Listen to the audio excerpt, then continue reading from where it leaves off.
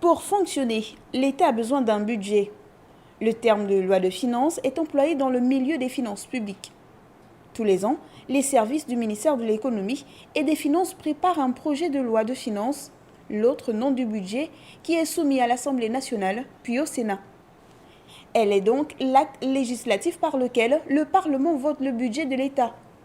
Dans sa nature, la loi de finances détermine pour un exercice, c'est-à-dire une année civile, la nature, le montant et l'affectation des ressources et des charges de l'État, ainsi que l'équilibre budgétaire et financier qui en résulte.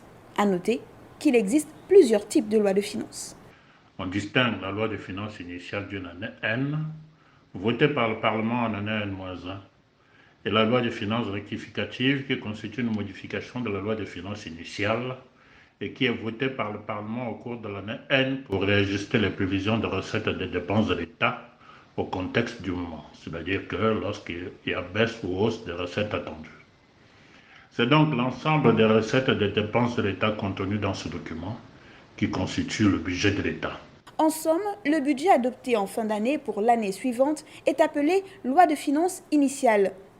Au cours de l'année, le budget peut être modifié par une loi de finances rectificative pour rendre compte des changements de perspective pour l'année en cas d'événements imprévus ou pour modifier la politique budgétaire de l'État sans attendre l'année suivante.